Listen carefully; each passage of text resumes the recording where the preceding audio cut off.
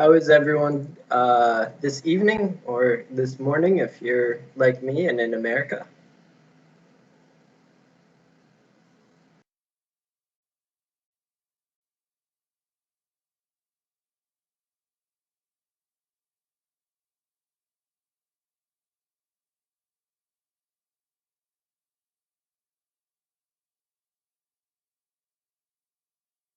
Doing good? It's good. All right. Let's see if we can get numbers either up to 50 or on the other hand, we'll just start at 9:05. I'm doing fine. Thank you. It's pretty good day. Yeah, I'm doing well. It's a pretty nice day in Cambridge. The subway is pretty crowded today because the police have blocked up the roads for some reason. Other than that, life's pretty good. All right, so you guys ready to discuss David Hume?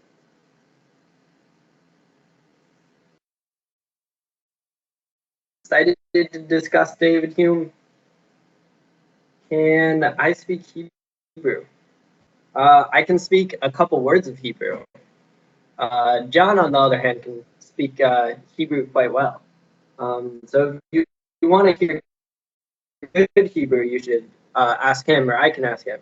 If you want to hear a couple words, I can speak a couple words. Yeah, really. John studies the Bible for his PhD studies, so he has to know Hebrew for his research. Um, yeah, it's a holiday in China. Um, Wait, which holiday is it right now? Uh, I didn't feel like I should know this, but I actually don't.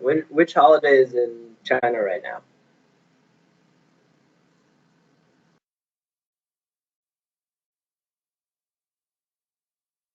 National Day. Ah, okay, okay. Um, I've heard of it, but when I was in um, China, I think I wasn't there for that, so I didn't celebrate it in China. Um, no, but have a good National Day, everybody. So it's 9:05. We didn't quite make it. Oh, we made it to 50 people, and it's 9:05. So let's start with David Hume.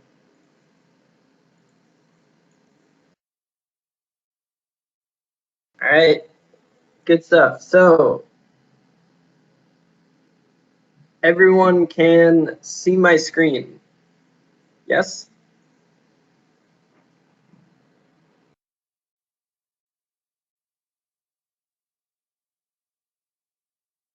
Great. So, as we've done for the past couple classes, here's our outline where we go through our questions. Why are we discussing David Hume? What was his life like? What were the historical influences on him? What did Hume believe?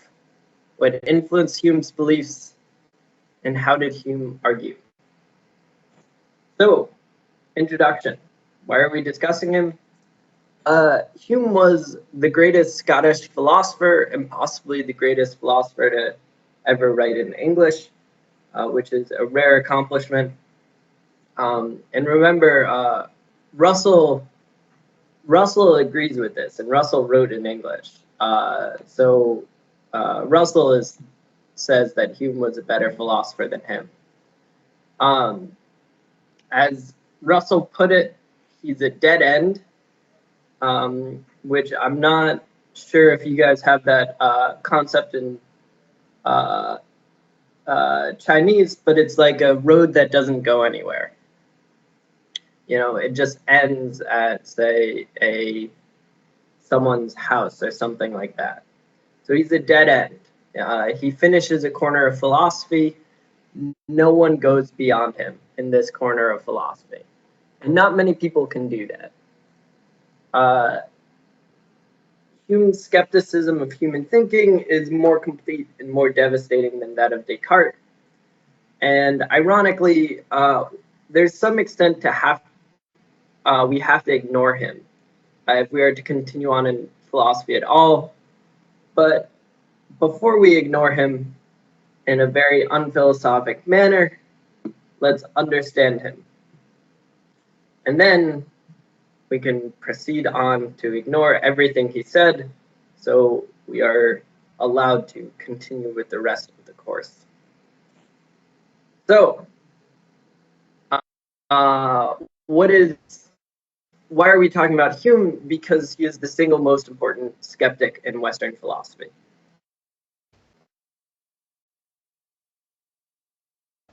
And he has talked about after this.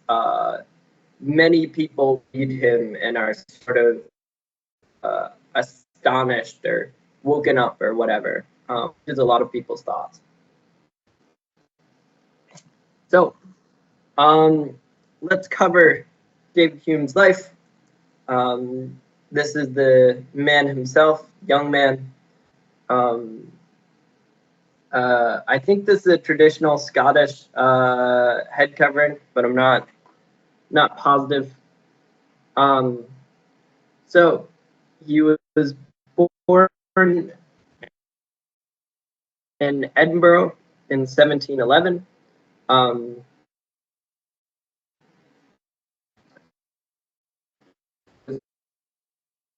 Born to a minor noble,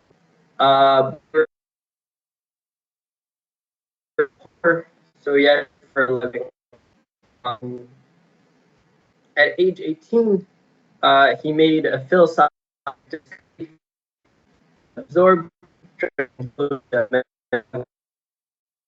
and there are a couple people like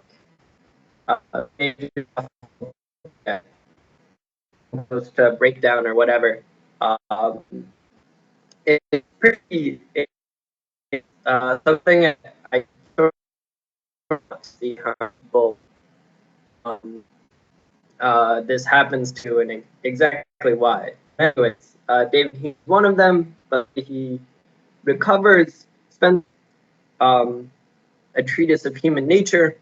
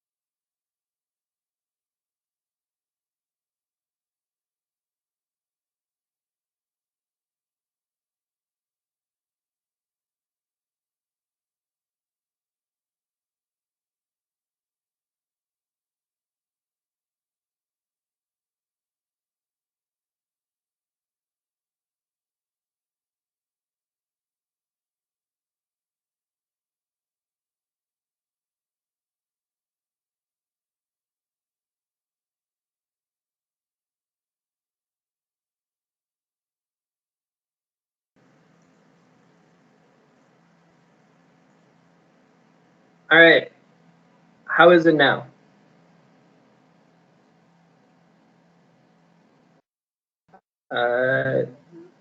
Nimang nang wo ting ma?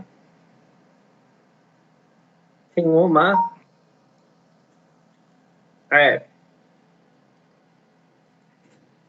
Good. Awesome. So at the age of 28, published his first and greatest work, Treatise of Human Nature, which fell dead-born from the press. No one read it. He did not have a rich family, so he had to go to find work. Unfortunately, he couldn't get a job at a university because he was widely suspected of being an atheist. He denied it. You guys can decide for yourself what you think. once we read some of his philosophy at the end of the class. I will say, if he wasn't an atheist, he did a very good job at imitating one. So he worked odd jobs, tutoring and whatnot, until he finally published the History of England, which made him both famous and wealthy. It was an incredibly popular book, and after he published it, his philosophical works got a lot more press as well. And so he died in 1776 at age 65, which is America's independence, 1776. And so when he died, he was well regarded, happy, rich. His life got a lot better. There's a little story about his will. So in his will, he asked that his tomb be inscribed only with his name, date of birth, and death. So his gravestone only has his name, his date of birth, and his death. And he writes, it's up to rest. So people after him will consider him as they will, depending on how he lived. He wouldn't write anything on his tomb to make them think in any way. All right, so that's his biography. He was a writer and a philosopher, and throughout his life, actually, accusations of atheism were a big problem and a constant, and caused his career constant problems until he finally got rich through his book, A History of England. All right, so everyone understands biography of David Hume, and there are no more technical problems, right?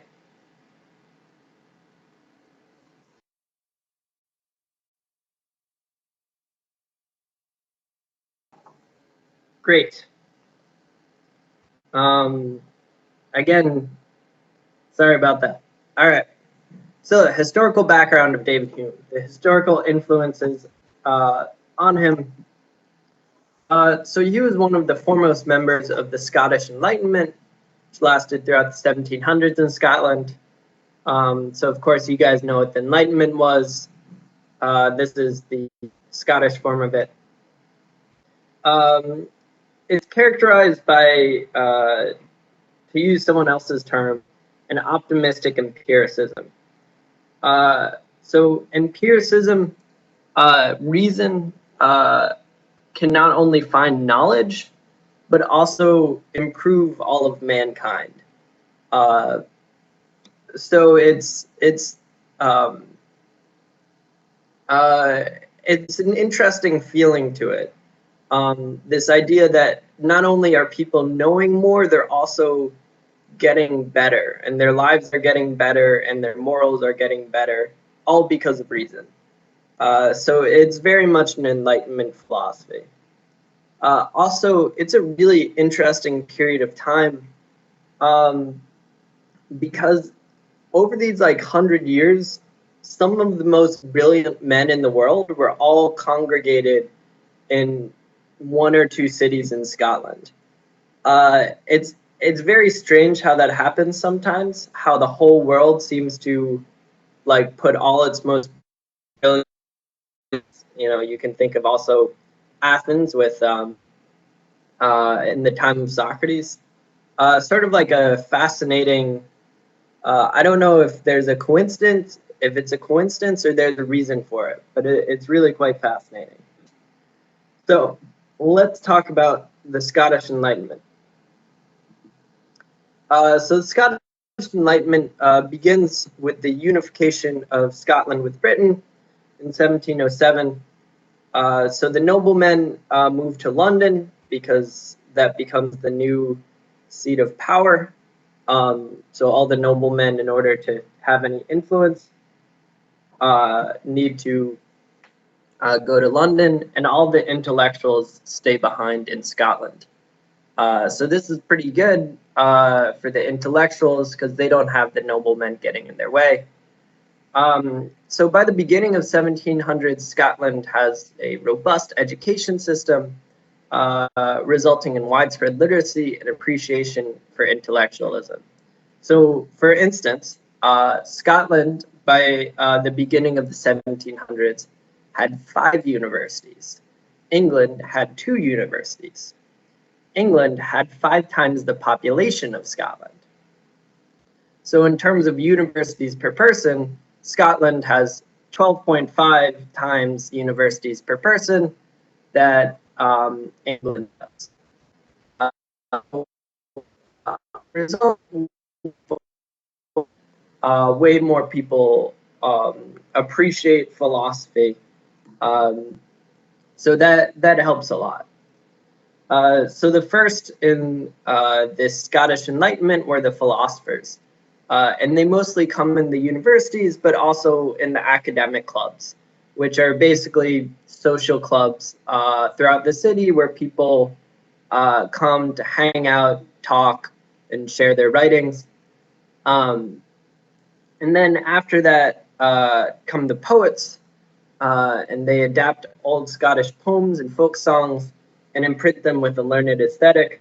So Scotland had long had poems and folk songs, but these are poets who are taking everything they've learned from the universities about like famous, Italian poets, and bringing it to Scottish poetry. And so the most famous of these is Robbie Burns. And I actually have a quote by Robbie Burns, little excerpt from one of his poems that I'd like to read because it's a great poem. O would some power the gifty gie us to see ourselves as others see us. It would for money a blunder free us, and foolish notion, what airs in dress and gait would lead us, and even devotion. So that's in Scottish English. In normal English, it's, oh, if God would give us the gift to see ourselves as others see us, it would from many a mistake free us.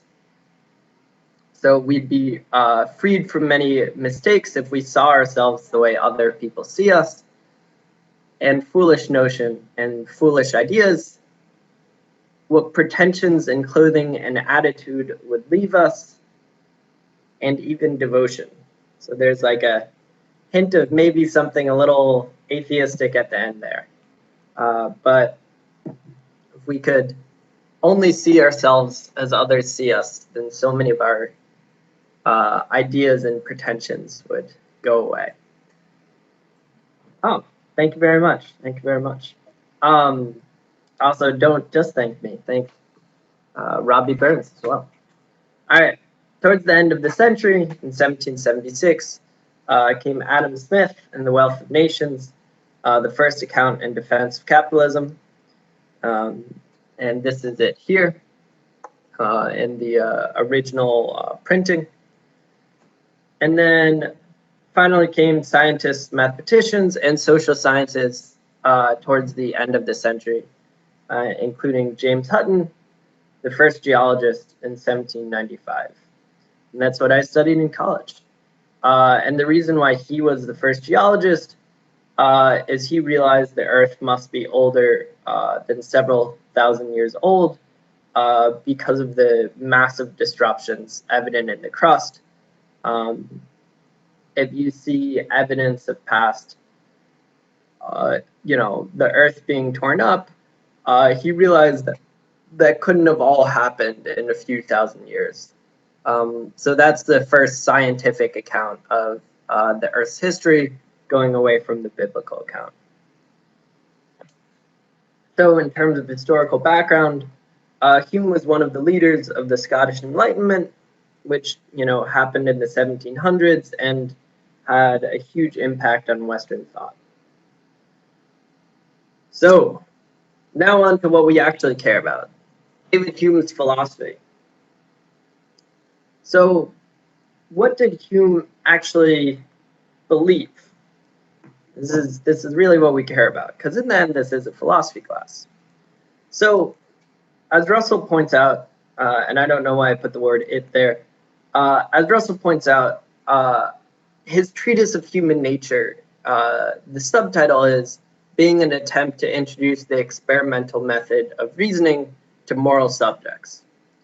So, you would think that his idea was he would apply the scientific methods of Newton into understanding the psychology of man, which would have been an interesting thing to do. Unfortunately, he did not do this. But what he did do and what he did accomplish was probably more interesting than actually trying to do this. So, what exactly did he accomplish? So, first of all, we need some definitions from Hume. Hume says all of our thoughts, everything that we think, are either impressions or ideas. Impressions are strong, ideas are weak. Ideas come directly from impressions. So, for instance, I don't know if you've ever had this before, classic American dessert, apple pie. So the smell of apple pie is an impression. So you smell it, it's a very strong thought. If you remember how it smells now, then that's an idea. And the way you would imagine this being made is a weak idea. Because you've never, you don't actually know how it's made, you just have to imagine how you might make it, so that'd be a weak idea. So smell is an impression, memory is an idea, memory of the smell is an idea, your imagination of how it's made is a weak idea. But notice how everything has to come from impressions. So all your opinions and thoughts about apple pie comes from smelling or tasting or seeing apple pie, or at the very least a picture of apple pie if you've never seen it in person. So his only concession that some ideas might not come from impressions is that it's possible to imagine a shade of blue you've never seen before. You've seen darker and lighter shades of blue. So that's the only example that Hume can come up with, that ideas don't always come directly from impressions, is that if you've never seen this particular shade of blue in your life, you could still think about it. Russell, by the way, says the answer to this problem from Hume would have just been allow a little bit of vagueness, say ideas come roughly from impressions, but they don't have to come exactly from impressions, which would have solved this problem without a weird exception. Doesn't matter too much in the long run. In the long run, generally speaking, all ideas come directly from impressions. All right. So this is a little difficult. Let's see what Hume does with this. So Hume, when we think about ourself, Hume denies a simple idea of the self. Says we're just a bundle of perceptions. So if you try to think of yourself overall, you can't. You can just think of everything that you're seeing, hearing, feeling at that moment. You'll never get a sense of your overall self. So to go back to Robbie Burns, we'll never be able to see ourselves the way others see us. We can only get a sense of everything that we're perceiving at a certain moment. So your idea of yourself, therefore, is a complex idea based on your impressions. You don't have direct knowledge of it. So it's not an impression itself, it's an idea, and it's based on your impressions. You don't have direct knowledge of it. In other words, Descartes made a huge mistake here. All right, so this is a lot to swallow in one go. How are you guys feeling so far? Does this all make sense so far?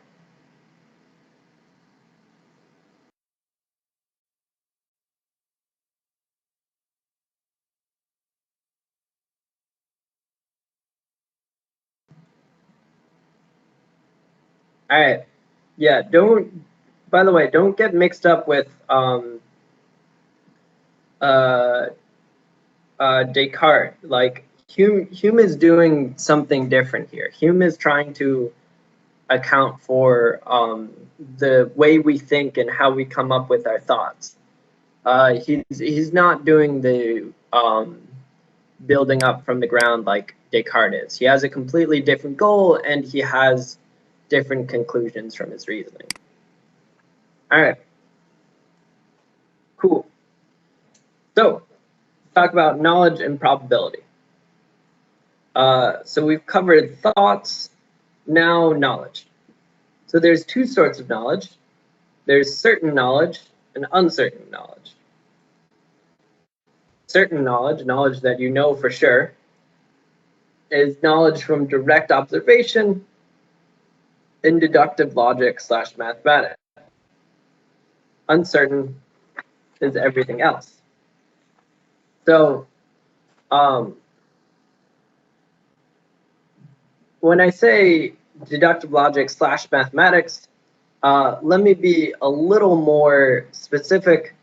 So mathematics in general come from ideas, which come from impressions. So algebra and arithmetic are certain, geometry is not, because 2 + 2 = 4 is an impression. Two parallel lines never meeting is only an idea, because you've never actually seen two infinite parallel lines. However, you can get a very strong impression of 2 + 2 = 4. It seems true, and you don't have, it's not like a weak idea, it just impresses yourself very strongly on it. So the problem with that is our mathematics, the foundation of our mathematics, therefore, is our impressions. So our attitude towards mathematics must realize that the reason why we think this is because of an impression. And everything we built off of this is an impression. So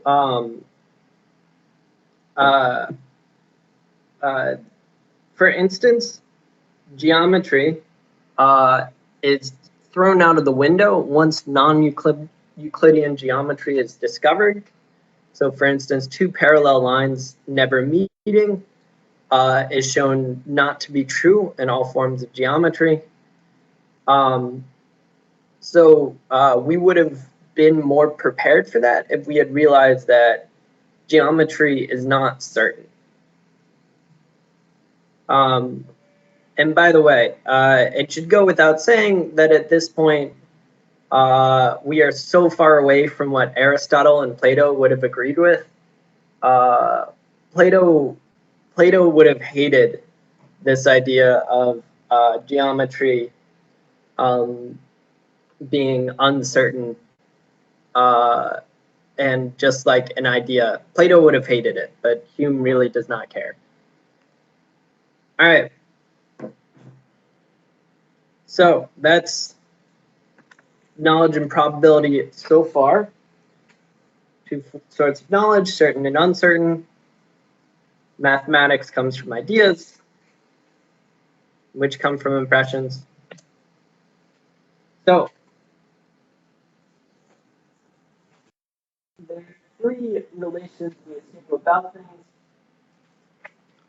which are based on a combination of ideas and impressions. So relations about things, identity, this is a cat, spatiotemporal relations, this cat is on top of a table, and causation. The cat's claw caused the scratch in the table. So based on your idea of a cat as well as your impressions, So your perceptions of this cat, you look at it, you say, this is a cat, based on both your ideas of what it means to be on top of things, as well as your direct impression of where this cat is. You say, this cat is on top of this table. And finally, based on your impression of the cat's claws and the scratch in the table, as well as your ideas of causation, you say the cat's claws scratch the table. So of all of these three, causal relations are the weakest.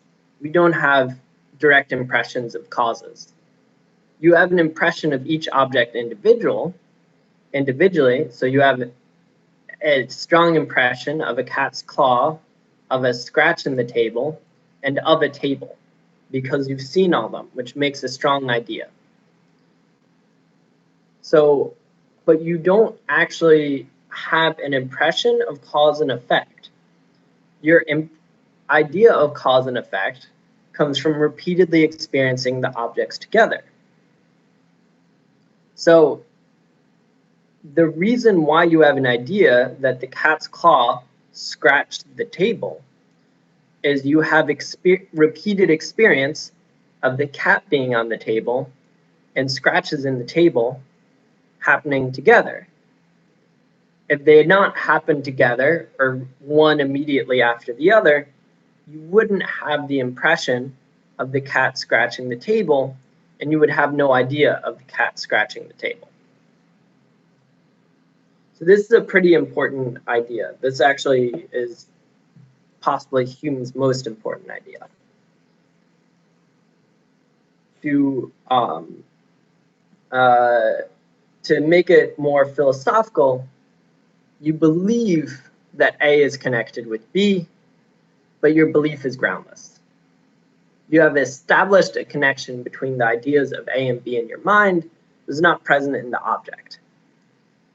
So you have an idea that the cat scratches the table, and upon seeing the cat on the table the next time, you'll have an idea of the cat scratching it. So once your cat left the table, you looked at the table and you saw this scratch, right? So the next time your cat jumped on the table, you had an idea of him scratching it. But there's no necessary connection between the two objects. You've just experienced the two together. On a side note, Russell says, has a sort of clever point about this, which might be a little overly clever. In order for Hume to say this, he had to say that his impression leading to ideas is a causative relationship. So he had to say that impressions leading cause the ideas, but you can't say this according to your own rules, because there's no necessary connection between impressions and ideas. It's sort of a clever objection. We're just going to let this one slide. Clever objection on the part of Russell that Hume's own reasoning depends on causative relationships, impressions causing ideas. But we'll let this one slide and go back to what Hume says. So, given that you can't actually, there's no actual causative connection between the objects, you can't say that A causes B. You can only say that you have always or often seen A and B in apparent causative form. You have no reason to believe that the next time A happens, B will happen. So to put that back in terms of the cat and the table, you can't say that the cat scratches the table. You can only say that every time the cat gets on the table, scratches appear. You have no way of defending your belief that the next time the cat gets on the table, it will scratch the table. So you might think that you can defend this belief based on science and physics. But the actual issue that it ends up boiling down to is you can't say you're going to end up defending it in the same way, because what are experiments but always seeing one thing seeming to cause another, right? It seems every time this happens, so we make a law. The problem is that only works insofar as the two, as it always seems to happen. But we don't actually have the sort of causative relationship that we would need to. So you can't prove this by physics either, because then you're just going to end up going back to the same thing with the experiment when people originally discovered the laws of physics that made you think that the cat would always scratch the table.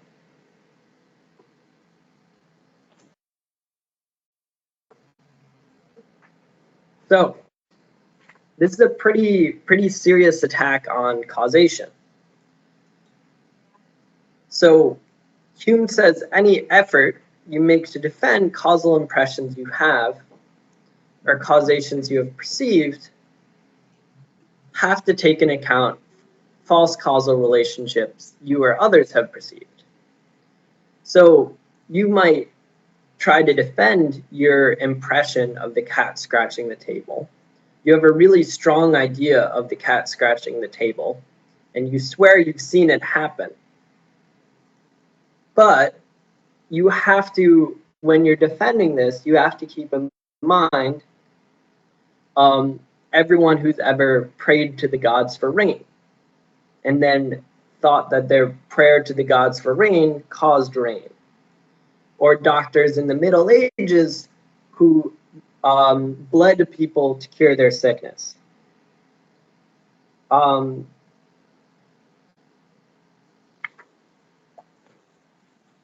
So any expectation that you have that your past experiences will hold in the future, that because every time in the past the cat has scratched the table, it comes from your idea that the future resembles the past, which you only hold from habit or seeing the connection over and over again. So the reason that even something so simple as you try to move your arm, the reason why you think when you try to move your arm will move is that it happens again and again. The reason why you should be questioning that and realize you can't prove it is sometimes you've slept on your arm and you have a dead arm. And then you can't pick it up until your arm regains feeling, right? The causal connection has been broken once, it can be broken again.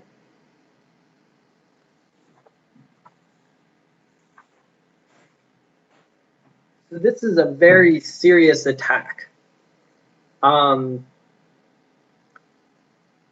Really, it's an attack on science and our reasoning about the world in general, because our reasoning about causation is a lot of how we make sense of the world.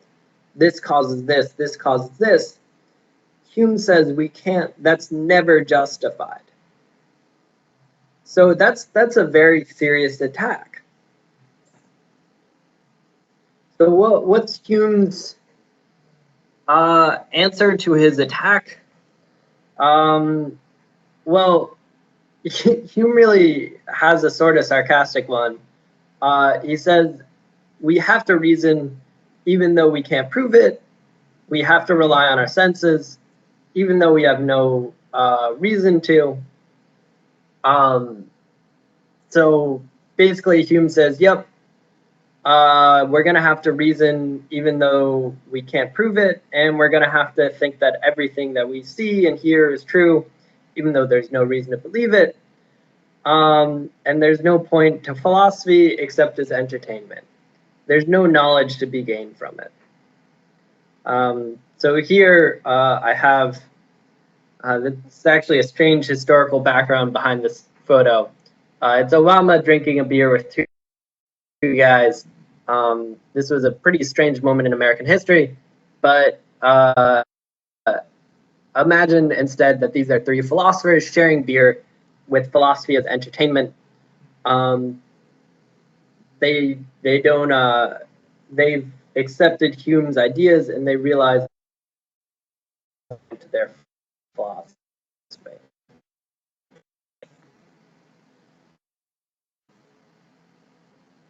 So, how to resolve Hume's critique of causation? Just have to assume that induction is allowed. And through experience, we know that two things are probably causally connected. So we just have to assume that like our reasoning of the world based on patterns is allowed and it's true, and we have to assume that it's okay to say two things are probably connected, one thing probably caused another. And Russell makes the point that if we don't, the lunatic who believes that he is a poached egg is to be condemned solely on the ground that he is in a minority, or rather, since we must not assume democracy, the ground that the government does not agree with him.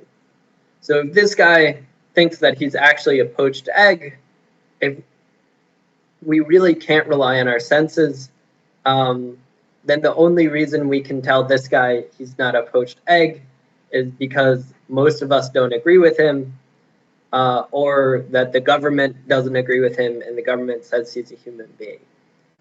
So it's a pretty disturbing world if we accept Hume's total attack on induction and reasoning.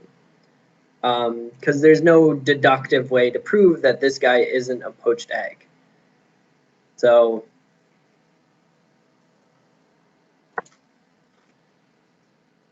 side effects of all of this. So because Hume is such a attacks reason so thoroughly, he actually says reason is just a slave to passions. Not only is reason a slave to passions, and passions are like very strong emotions, right? So not only do very strong emotions govern your reason, they should govern your reason. And the reason is very strong emotions come from impressions, reason comes from ideas, ideas come from impressions. So you get very strong emotions from these strong ideas and perceptions. Meanwhile, you get your reason from your ideas, and ideas come from impressions. And remember, reality is what causes impressions in the first place.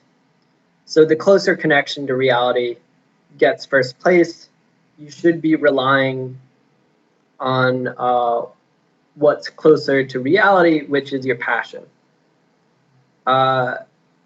So this idea, you can imagine literally every philosopher we've talked about so far absolutely hating this idea. Aristotle, Bacon, Descartes, they would all hate the idea that you should let your passions rule your reason. So Hume's not finished. He also says ethics can't come from reason, but only from sentiment. So you can't reason your way into what should be. You can only base it on what you're feeling. What ought to be cannot be determined from what is. So you can't decide what should happen based on what's happening right now. And finally, because Hume's not done making controversial statements to make everyone hate him, our assumption that there is a God comes from our experience. So it might seem like there is a design, but we can't say God caused the universe to come into being because we haven't observed God or most of the universe. So we think there's a God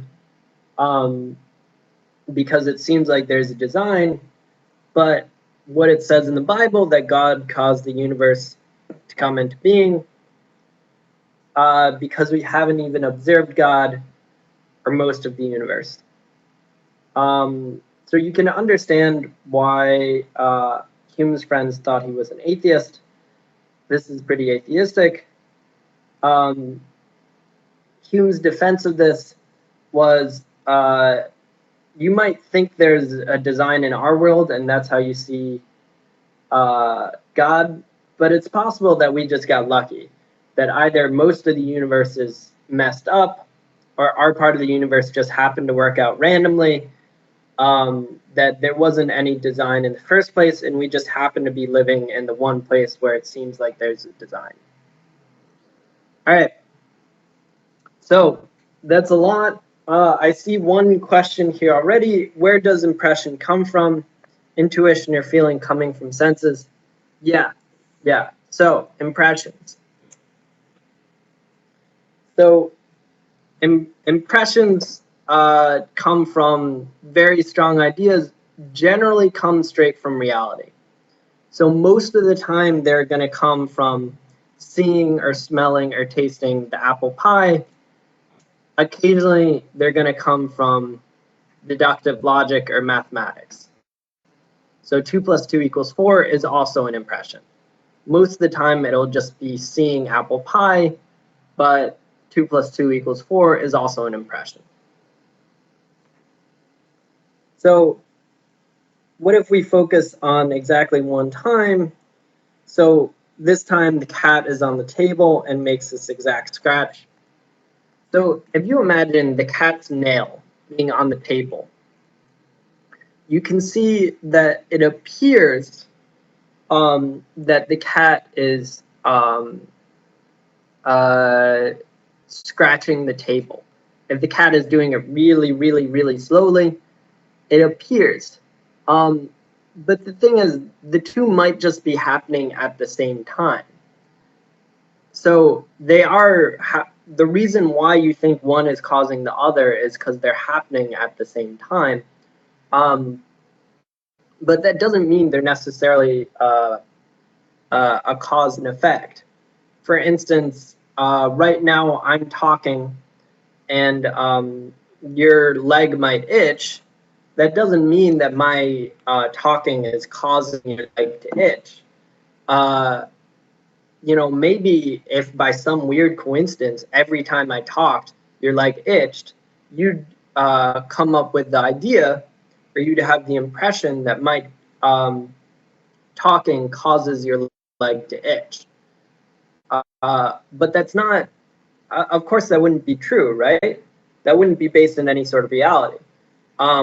So Hume says we have to assume the same thing about the cat on the table. So yeah, we could use Descartes' demon example, but Hume says that's not even necessary because he's not worried. He's not worried like Descartes is. Of like Descartes says, "Oh, this is just my idea. Like I can't really, like I'm not." You know, Descartes says, "I don't really believe any of this. I'm just doing this as a thought experiment." Hume says, "No, this is what I really believe." So he doesn't need a demon. He can just say, human reasoning is flawed. All right. Good questions, everybody. Is are Hume's ideas clear?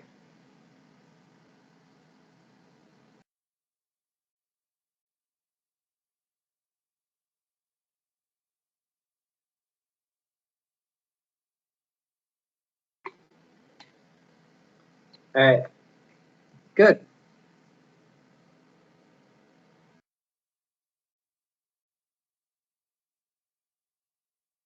So let's talk about how Hume got these interesting ideas. So first of all, philosophy, there's no proof that induction works. We have no reason to assume that we can reason from patterns. So we have to either act on faith or regard philosophy as mere entertainment. It's a pretty radical philosophy. So how did Hume come up with these ideas? Well, to understand Hume's philosophy, let's look at one person we haven't heard of, which is George Berkeley, and two people we have heard of, Rene Descartes and Francis Bacon. Here we have George Berkeley. So George Berkeley was an English philosopher whose main work was accomplished before Hume, but they are contemporaries. They lived at the same time. Berkeley was in England, late 1600s, early 1700s. So Berkeley denied the existence of Aristotle's substance. So remember, Aristotle says there's distinction between form and matter.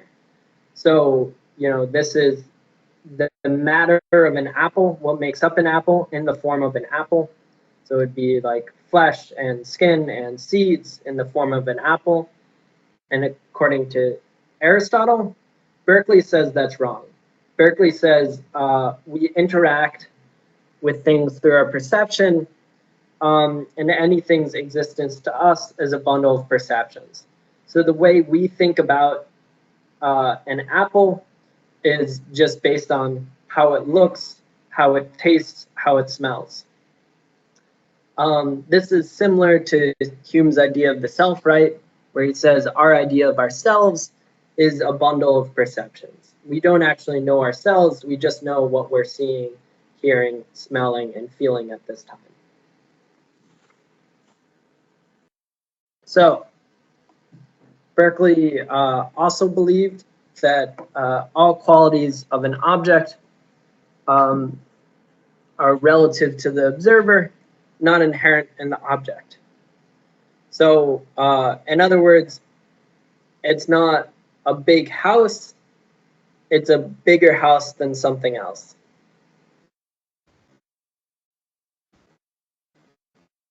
Or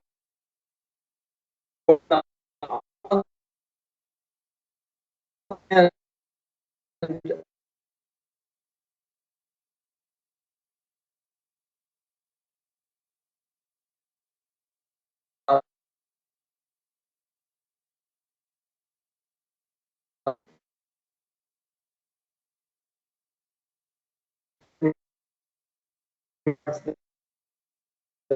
how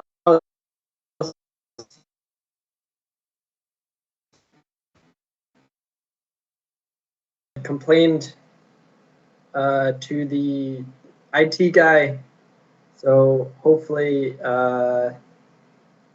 everything will be all right from here on out. Hopefully. Yeah. So I guess while we're on break, anyone have any questions?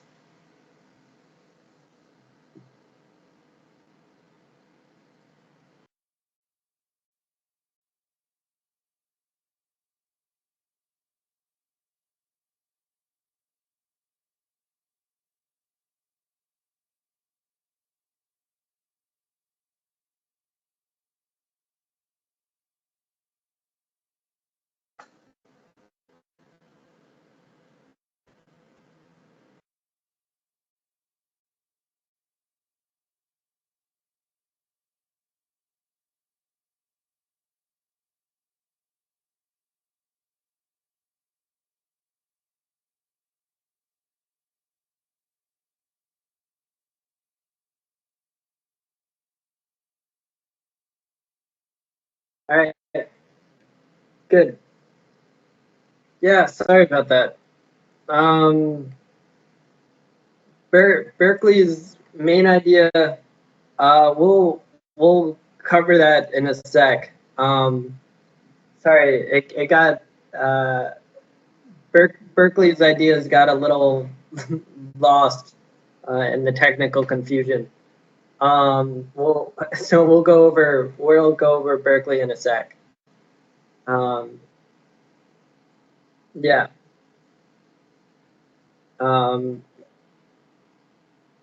Yeah, generally speaking, yeah, his ideas of the importance of perception and knowledge are very important to David Hume. All right. Yeah, so it's 10:02. So let's start again. Cross fingers, no more problems. All right. So everyone can see my screen, hear me? Yes? All right, good.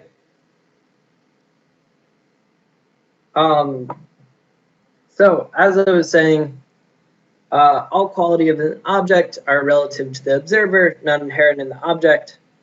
So Berkeley, generally speaking, stressed the importance of perception and knowledge, which made a big impact on Hume.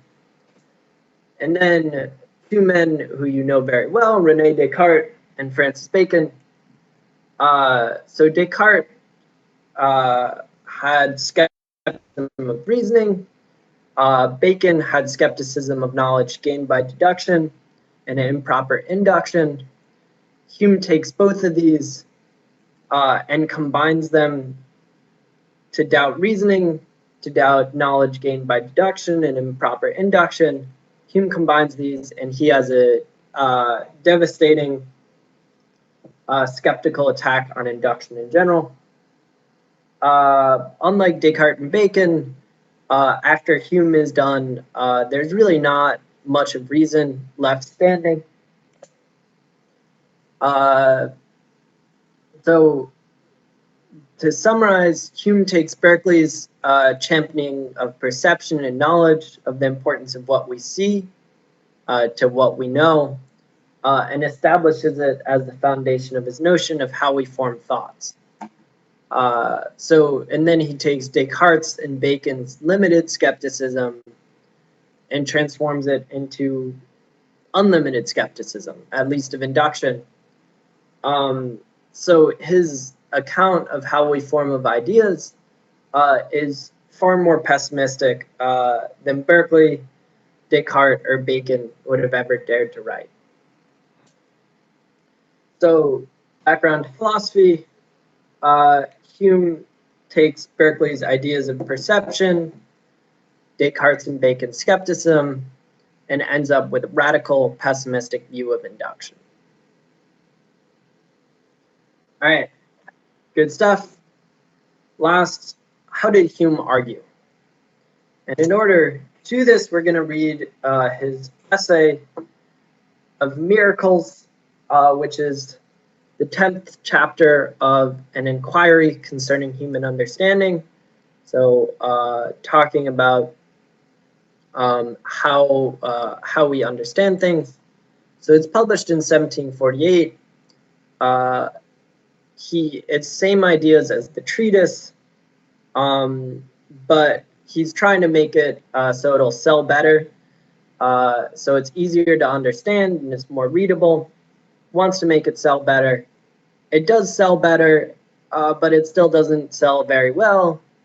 And Hume has to wait until his History of England was published before he achieves the literary fame that he sought.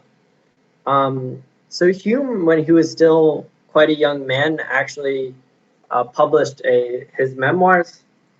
And first of all, it lost him a lot of friends because he spoke very honestly about his friends as, like, you know, it's appropriate for a memoir, but you probably shouldn't write memoirs when you're in your 30s because all your friends will just be mad at you. But in his memoirs, Hume is actually very honest, and he's just like, I think my main vice, my main moral failing is that I really, really want to be famous and successful literarily. So he's very honest about this, which is sort of endearing, actually. So an inquiry is his attempt to become successful. It doesn't work. History of England is what finally makes him successful. And of miracles is his attempt to disprove miracles as exceedingly unlikely to have actually occurred. So when he's talking about miracles, he's specifically trying to disprove the miracles of the apostles in the New Testament, though it generally applies to all miracles.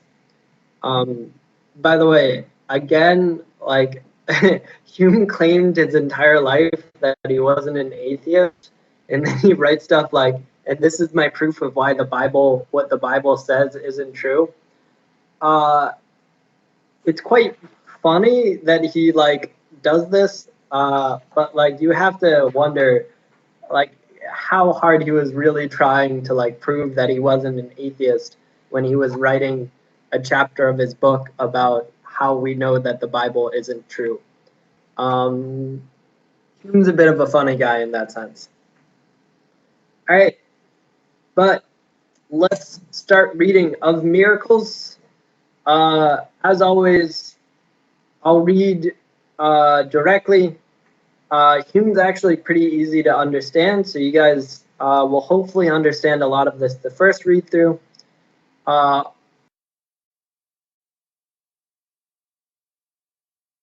right, so I have been promised by the IT guy that it will never not drop out again. That supposedly he says I know total connection to the internet, like so. Fingers crossed.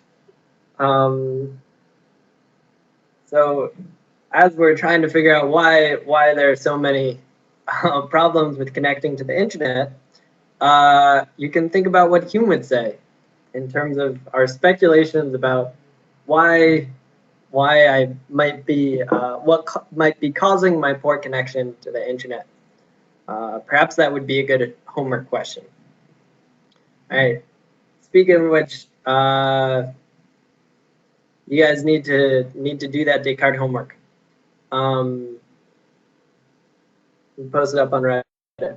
But all right, for hopefully the last time, let us go through this. All right. So everyone can hear me and see my screen.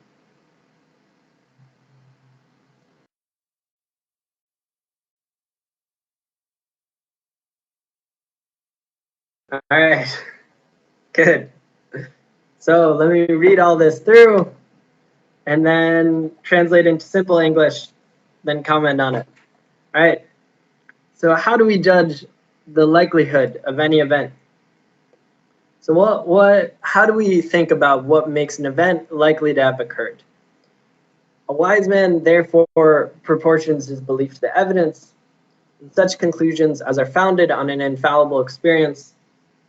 He expects the event with the last degree of assurance, regards his past experience as full proof of the future existence of that event. So if anything is infallible, if you're sure, if your belief is based on something that absolutely happened, then you're going to regard your past experience as a full proof, as it'll definitely happen again. But in other cases, he proceeds with more caution, weighs the opposite experiments. He considers which side is supported by the greater number of experiments. To that side he inclines with doubt and hesitation. When he at last fixes his judgment, the evidence exceeds not what we properly call probability. All probability then supposes an opposition of experiments and observations, where the one side is found to overbalance the other, to produce a degree of evidence proportioned to the superiority. 100 instances or experiments on one side, 50 on another, or to doubtful expectation of any event, though 100 uniform experiments, only one that is contradictory, reasonably beget a pretty strong degree of assurance. In all cases, we must balance the opposite experiments, where they are opposite, deduct the smaller number from the greater, in order to know the exact force of the superior evidence. So how do we judge the likelihood of any event? In short, through our experience with past events, like the ones we've had. So if it's never been proven false, we put our full belief in it. If there are cases that are proven false, then we have to judge based on cases where it's been true, cases where it's been false. In the same way, it's like how you would come to any conclusion through experiment, right? You do a bunch of experiments, you find out which turn out the way you expect them to, which don't, and then you come to your conclusion based on those sorts of probabilities. So his general idea about likelihood of any event is based on past experience. Now, his math here is not the most convincing, 100 on one side, 50 on another, 100 on one side, 1 on the other. Math here isn't super convincing, but you get his general point. It makes sense. So let's talk now about how we consider testimony as evidence. So as our evidence, we have our evidence for any event. One of these sorts of evidence is testimony, what other people tell us has happened. So how do we use that? If we haven't done the experiment ourselves, if we haven't seen it ourselves, if someone has to tell us, how do we deal with that? It will be sufficient to observe that our assurance in any argument of this kind is derived from no other principle than our observation of the veracity of human testimony and of the usual conformity of facts to the reports of witnesses. Being a general maxim that no objects have any discoverable connection together, that all the inferences which we can draw from one to another are founded merely on our experience of their constant and regular conjunction, it is evident that we ought not to make an exception to this maxim in favor of human testimony. Its connection with any event seems in itself as little necessary as any other. Were not the memory tenacious to a certain degree, had not men commonly an inclination to truth and a principle of probity, were they not sensible to shame when detected in a falsehood? Were not these, I say, discovered by experience to be qualities inherent in human nature? We should never repose the least confidence in human testimony. A man delirious or noted for falsehood and villainy has no manner of authority with us. So how do we consider testimony as evidence? Well, we're pretty cautious about accepting testimony as fact because it has no necessary connection to the truth. Just like anything else, there's no necessary, just like everything else in Hume's reasoning, there's no necessary connection. We've just found in the past there tends to be a connection because men tend to remember things that they've seen and they tend to be truthful. But because of this tend to, it's not great evidence. And if it's someone who we have reason to distrust because they're either sick or they're liars, that means it's really bad evidence. So that's how we consider testimony. It's not great evidence, and if it's someone who we should distrust, it's very bad evidence. And it's a little cool here. Hume is bringing in his philosophy from before. No objects have any discoverable connection together. All the inferences are founded merely on our experience, constant and regular conjunction. So Hume's bringing in his own philosophy. You could imagine this essay without it, but it's still appreciated. All right. So what if testimony and a different sort of evidence contradict each other? How do we decide which is right? So we're trying to come up with our whether we think an event happened or whether we think an event will happen. And we have, on the one hand, people telling us something. On the other hand, we have another sort of evidence which goes against what people tell us. How do we figure that out? Well, what's our way of reasoning about whether the event actually happened or whether the event actually will happen?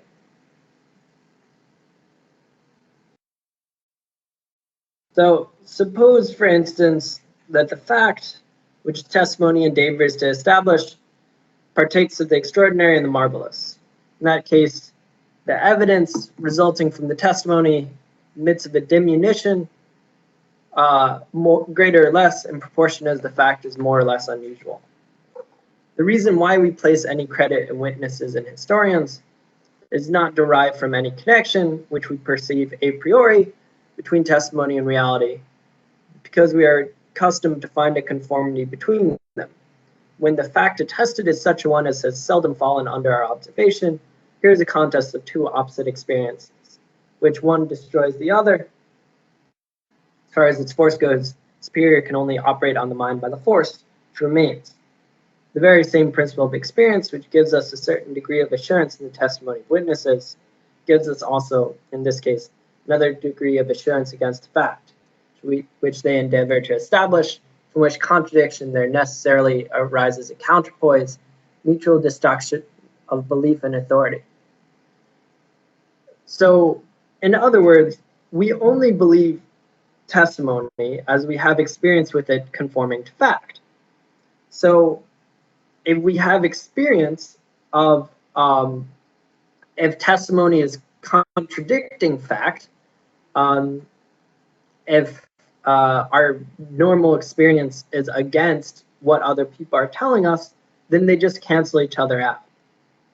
Even historians, the only reason why we believe historians is because normally what they say are things that conform to our experience. Normally what they say are things which seem reasonable. If they don't seem reasonable based on our experience, then we have no reason to believe them.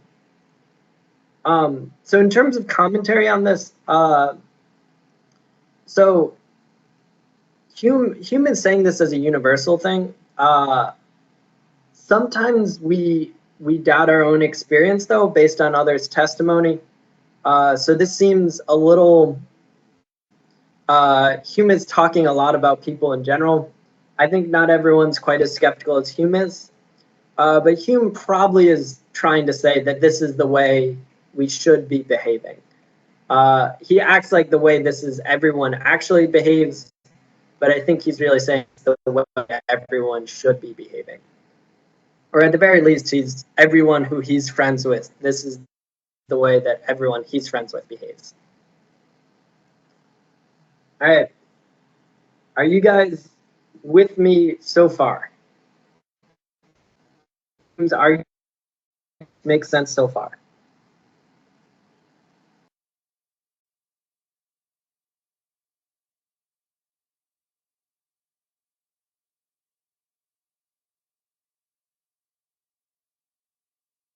All right. Great. Then let's keep going. So what does all this, how does all this apply to miracles? These arguments about testimony and evidence. So, the name of this essay is Of Miracles. So how does this apply to it? Well, a miracle is a violation of the laws of nature. And as a firm and unalterable experience has established these laws, the proof against a miracle, the very nature of the fact, is as entire as any argument from experience can possibly imagine. Why is it more probable that all men must die, that lead cannot of itself remain suspended in the air, fire consumes wood and is extinguished by water, unless it be that these events are found agreeable to the laws of nature, and there is required a violation of these laws, in other words, a miracle to prevent them. Nothing is esteemed a miracle if it ever happens in the common course of nature. It's no miracle that a man seemingly in good health should die of it on a sudden, because such kind of death, though more unusual than any other, has yet been frequently observed to happen. but it is a miracle that a dead man should come to life, because that has never been observed in any age or country. There must therefore be a uniform experience against every miraculous event, otherwise the event would not merit that appellation. And as the uniform experience amounts to a proof, here is a direct and full proof from the nature of the fact against the existence of any miracle, nor can such a proof be destroyed, or the miracle rendered credible by an opposite proof which is superior. So, as Hume puts it, part of a miracle is that it's never happened before. That it's never happened before that some man never dies, or that lead floats, or that wood isn't consumed by fire, or that fire isn't put out by water.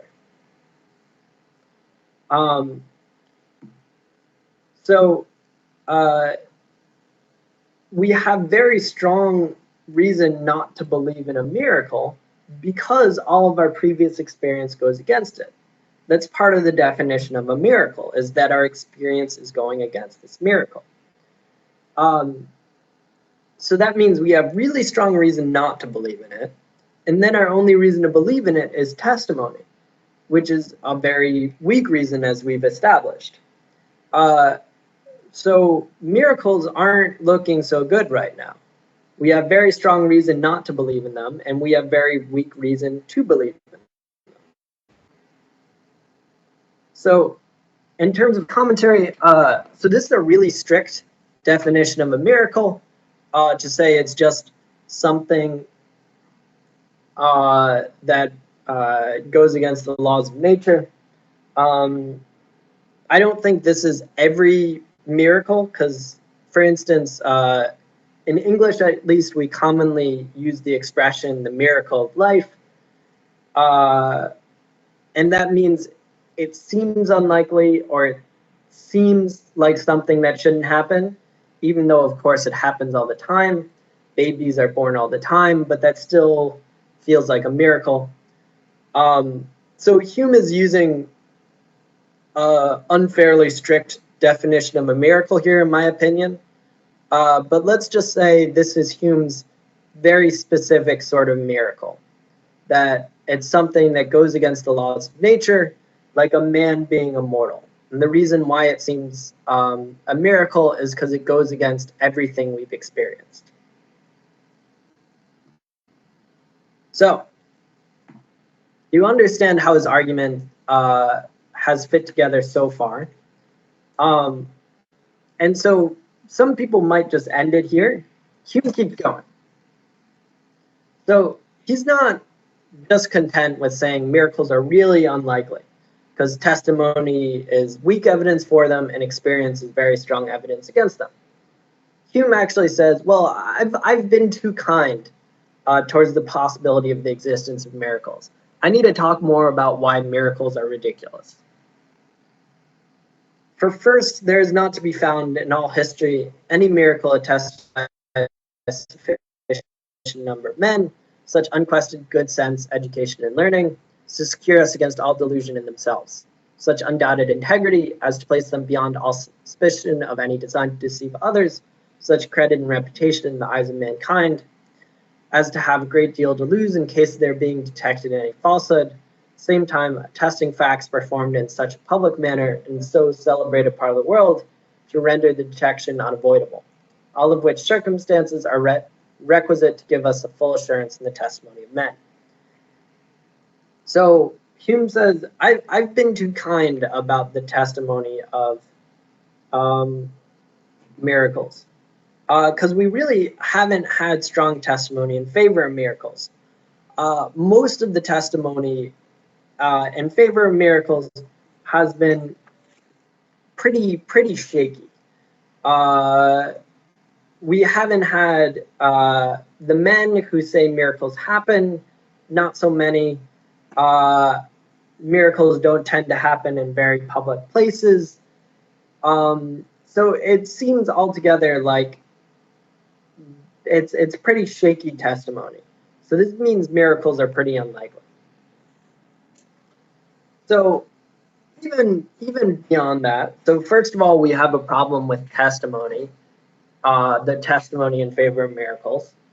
Hume also says, well, the other problem is just we ourselves tend to be too likely to believe in miracles. So that's another problem, is we're not very good at like our intuitive senses about miracles. So though proceeding by this rule, we readily reject any fact which is unusual and incredible in an ordinary degree. Yet in advancing farther, the mind observes not always the same rule. When anything is affirmed utterly absurd and miraculous, or rather the more readily admits of such fact, upon account of that very circumstance which ought to destroy all its authority. The passion of surprise and wonder, rising from miracles being an agreeable emotion, gives a sensible tendency towards belief of those events from which it is derived. This goes so far that even those who cannot enjoy this pleasure immediately, nor can believe those miraculous events which they are informed, yet love to partake of the satisfaction at second hand by rebound, place of pride and delight in exciting the admiration of others. So our problem is, the more we think about miracles, we actually find it more easily believe them because they're so like absurd, because they're so unlikely. And we also tend to really like this idea of wonder. And we really like exciting this idea of wonder in others. So it ends up being pretty dangerous, because all of those together make us way more likely to believe in miracles than we should.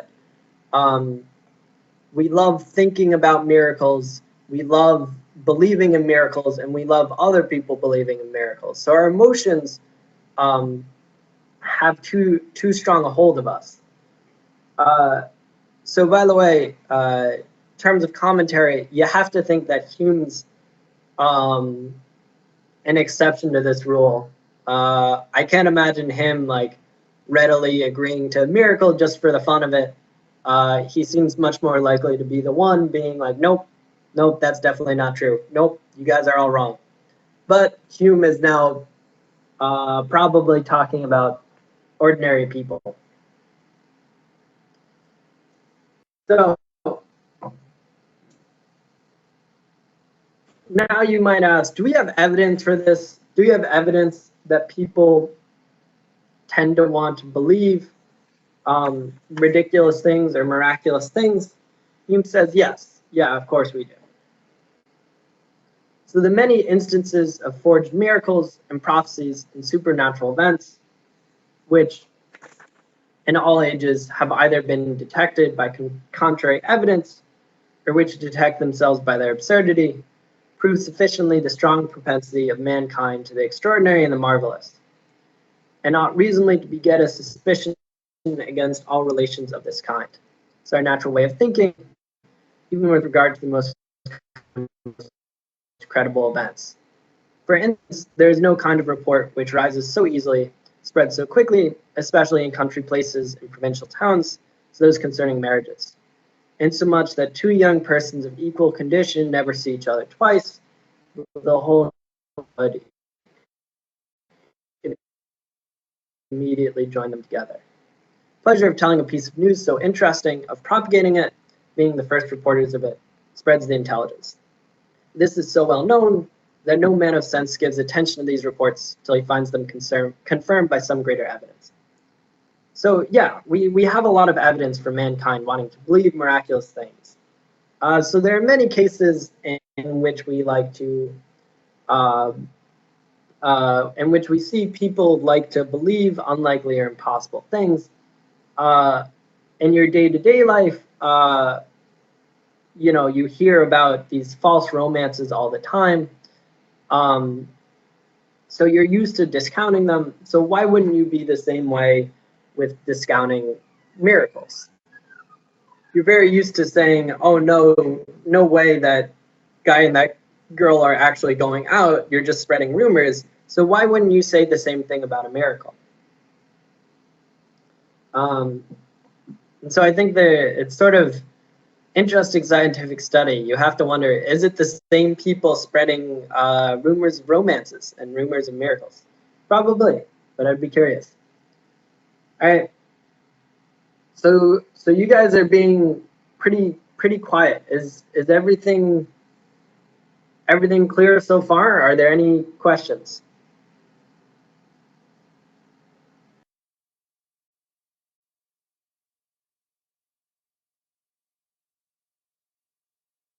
Yeah, so it's gossip, right?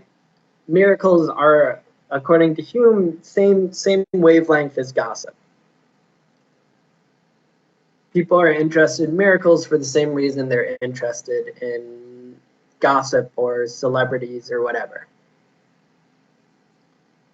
All right. So everything is clear. 世界清楚了吗?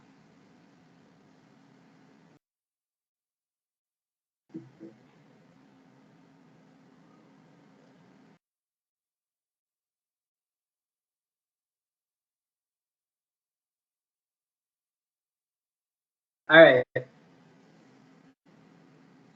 So in that case, let's keep going. So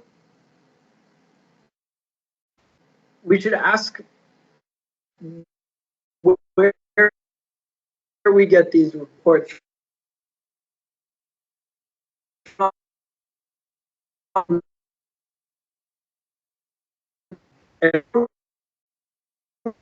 Now,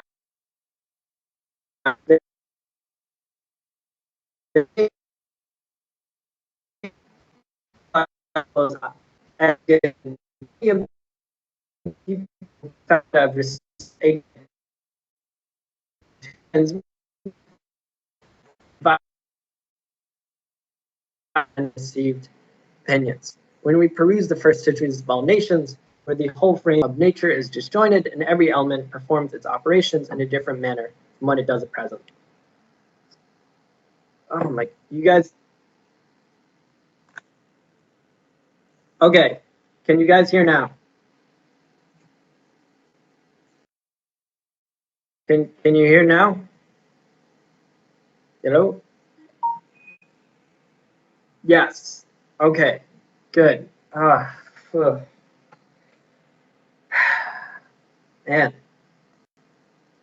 I am going to have I don't know. All right, so now that that's good, back back to what we were talking about. So Hume's problem with miracles is also where do we get reports of miracles from? Well, reports of miracles are always from remote and uncivilized places because they don't understand science or reason. If they're from civilized places, then Hume guarantees they're just from their uncivilized ancestors. So miracles are either from someplace that's uncivilized, or if it's from someplace that's civilized, it turns out just it's from their uncivilized ancestors. So at this point, I think Hume has gone more into slander than proper argument. But so now Hume, at the end of this essay, lays down a challenge for those who believe in miracles written about by barbarians. And see if you guys can tell by the end of this paragraph what book he's talking about when he talks about miracles written about by barbarians. Here then we are first to consider a book presented to us by a barbarous and ignorant people, written in an age when they were still more barbarous, and in all probability long after the facts which it relates, corroborated by no concurring testimony, resembling those fabulous accounts which every nation gives of its origin. Upon reading this book, we find it full of prodigies and miracles. It gives an account of the state of the world and of human nature entirely different from the present, of our fall from that state, the age of man extended to near 1,000 years, the destruction of this world by a deluge, of the arbitrary choice of one people as the favorites of heaven, and that people the countrymen of the author, their deliverance from bondage by prodigies the most astonishing imaginable, desire anyone to lay his hand upon his heart, and after a serious consideration declare whether he thinks that the falsehood of such a book, supported by such a testimony, would be more extraordinary and miraculous than all the miracles it relates, which is, however, necessary to make it be received according to the measures of probability above established. So, question to you all, what is this book that Hume is talking about? What is the book presented to us by a barbarous and ignorant people? Any answers?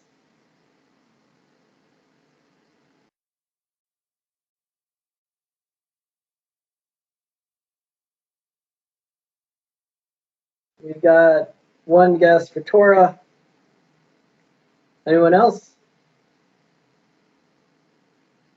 Iliad. We got guesses for Iliad.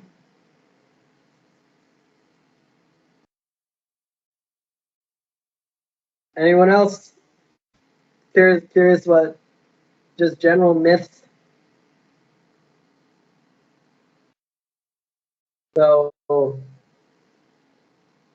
human nature, entirely different from the present, fall from that state, man 1,000 years old, destruction of the world by a deluge, and deluge is a flood, so the destruction of the world by a flood, of the choice of one people as the favorites of heaven.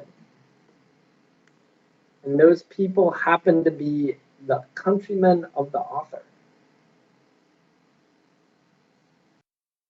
So does that, well, got Pentateuch, do we, any others?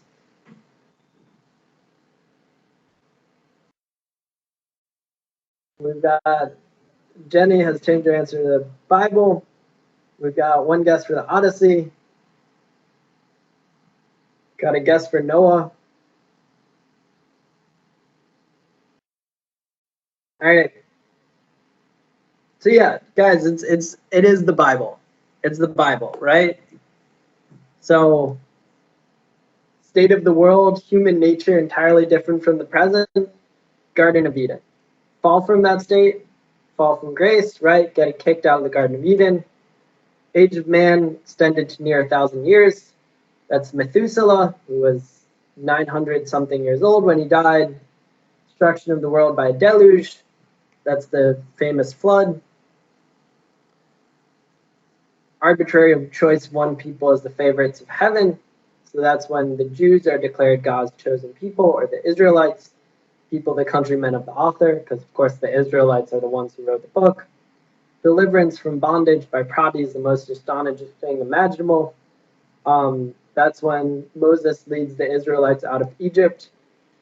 10 plagues, all of that. So Hume says these people, these Israelites, they're barbarians and they're ignorant. So to sum up this whole thing, the Bible was written by barbarians in a barbarous age, and it sounds like every other book that barbarians have written, every other myth that barbarians have made. Given Hume's argument about probability, there's no way a rational person should take the Bible seriously after going through this essay. So this is a pretty astonishing paragraph. It'd be offensive if you said this on American television in this day and age. A lot of people would get very mad at you. 18th century Scotland was very liberal for the time, but I really can't imagine what Hume's friends must have thought about this when they read this, and like Hume calls the Bible a lie. a lie written by barbarians. And then Hume ends this essay in sort of a, I mean, you guys can read it or listen to it. I really like how he ends it, but it's ridiculous. So he says, upon the whole, we may conclude Christian religion not only was at first attended with miracles, but even at this day cannot be believed by any reasonable person without one. Mere reason is insufficient to convince us of its veracity, and whoever is moved by faith to assent to it is conscious of a continued miracle in his own person, which subverts all the principles of his understanding, and gives him a determination to believe what is most contrary to custom and experience. So Hume says, well, you know, really what this argument was really about was that you need faith to believe the true story of Christianity. And really what I was writing about is that how it's amazing how we all do believe it. And it's a miracle that we all believe it. And how nice that is. So it's a really funny ending to the essay. Because like Hume, having spent this entire essay saying this is obviously like something written by barbarians, like and the end of it is just like, so it's amazing that I still believe it because I'm a Christian and I'm faithful. So, you know, yeah. This passage, by the way, has this whole essay of miracles has like a long and sort of strange long history of being sometimes excluded from the work because people have gotten quite mad at it in the past. So, in terms of the way Hume argues, he uses common sense and very clear language, and he carefully builds up his argument in an easy to understand way. It's one thing that's actually really nice about Hume is that he's very easy to understand, and you can tell he put a lot of effort into making his writing easy to understand, which I think is much better than philosophers who deliberately write so other people have trouble understanding them. Like you remember even Descartes in his preface, like I don't want ordinary reading what I'm writing because they won't understand it. So I really appreciate Hume's approach to it. So conclusion, it's sort of ironic. So the Scottish Enlightenment, as we talked about, is optimistic empiricism. So like reason is not only going to advance human knowledge, but it's also going to advance humans altogether. It'll make us better. And Hume, as the great philosopher of the Scottish Enlightenment, actually proves that induction can't be proven, so the foundations of empiricism can't be proven. So maybe reason will help mankind, and maybe it will, you know, advance knowledge, but we really can't prove the very foundations of it. So ironically, we're gonna have to accept empiricism on faith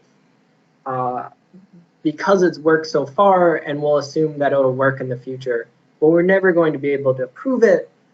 So we, as we move forwards and as our science gets better and better, we go forwards with the uneasy knowledge that it's all based on a false foundation.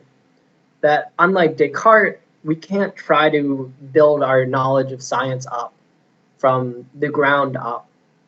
We just have to start on a false foundation and build from there.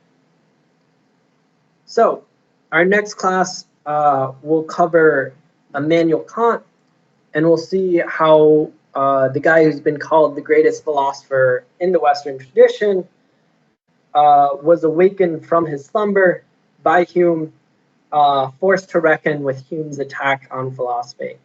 And we'll see how Kant responds to it.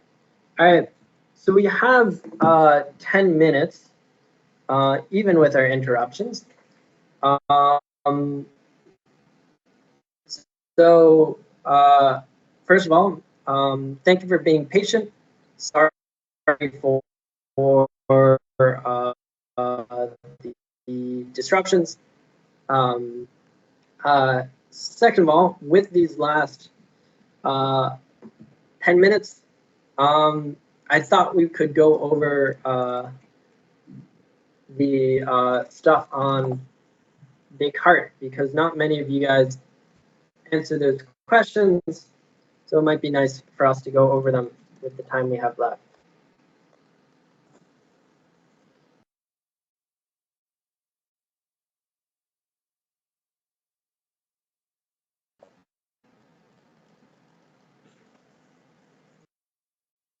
Oh, thank you for the roses. All right.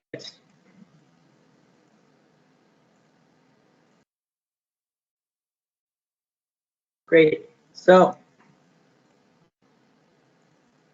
questions on Descartes. So you guys can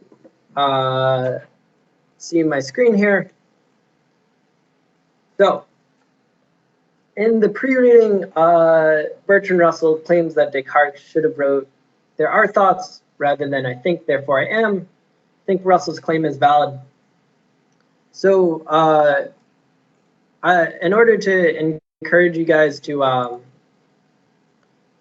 write about this, I just want to walk you through how to do this. So Russell claims that Descartes should have wrote "There are thoughts," and remember, he claims that because Descartes says "I think, therefore I am," based on the fact that there are a bunch of thoughts, like the most basic thought being "I exist." And Russell says you have no reason to believe that someone is thinking that.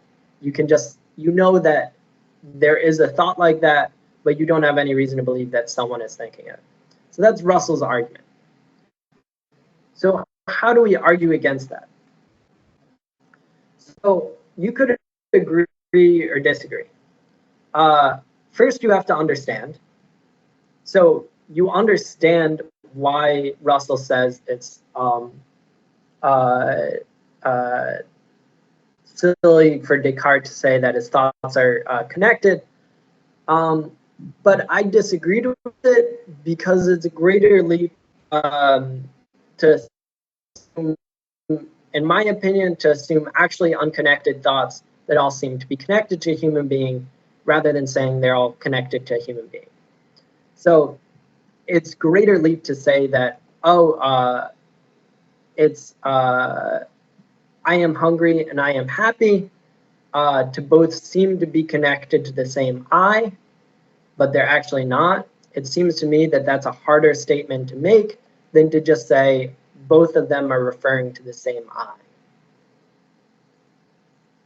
All right. So, does this answer make sense to everyone? I'm not saying you don't have to agree with it, but do you understand how I structured this answer?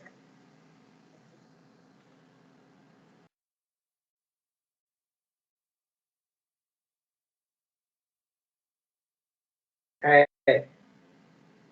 I've got one person who does. Do other people?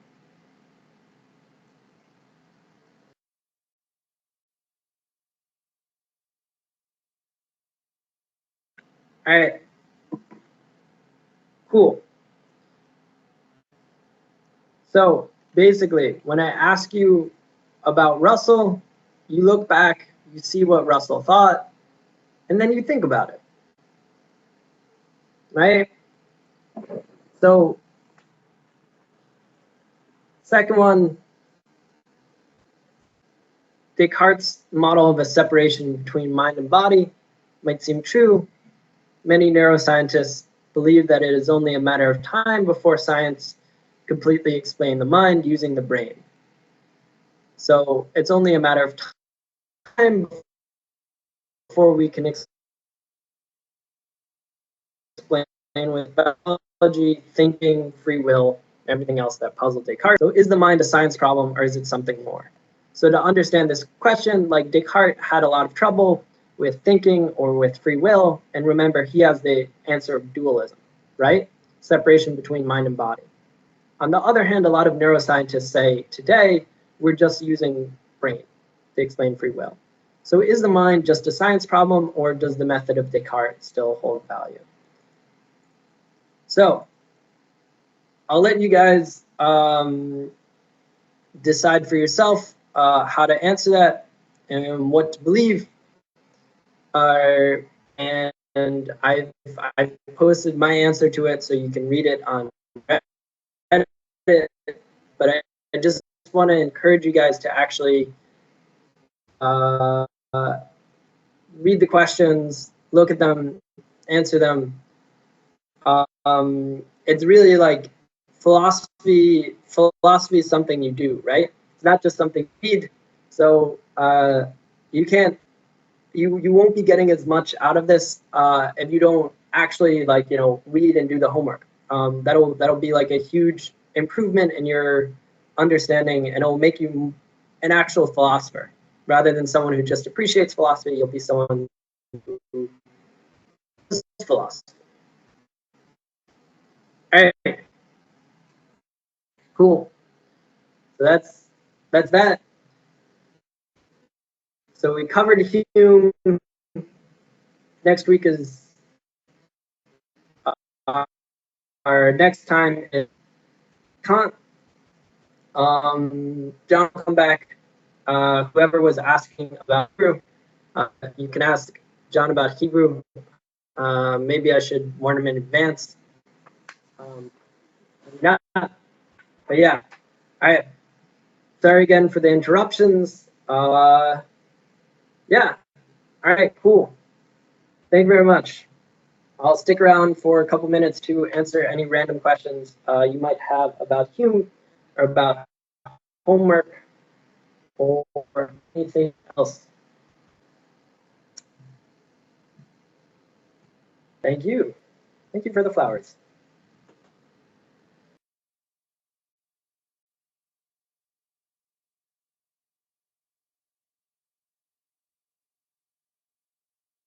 So by the way, something a little exciting to look forward to is, as you guys know, official motto of Lonely Reader is Sapere Aude, and Immanuel Kant is the one who comes up with that. So he is the one who comes up with the Latin phrase "dare to know," Sapere Aude. So that's pretty cool. You guys will learn what else he came up with on Saturday.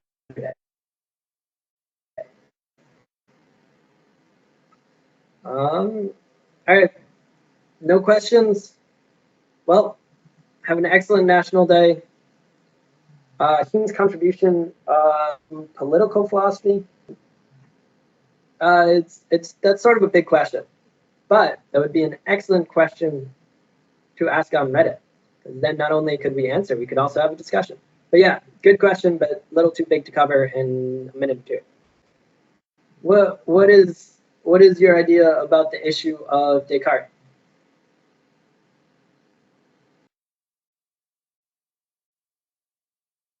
Uh, Carbamide. Okay.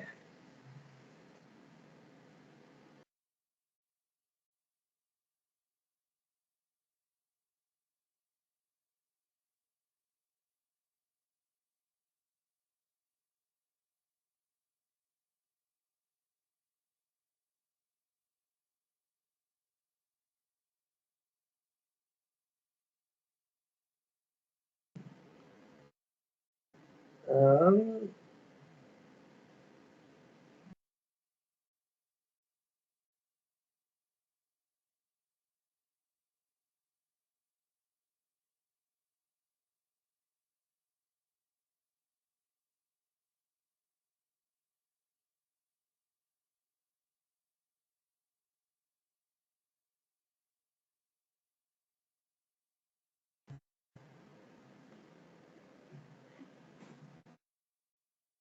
I think I'm not actually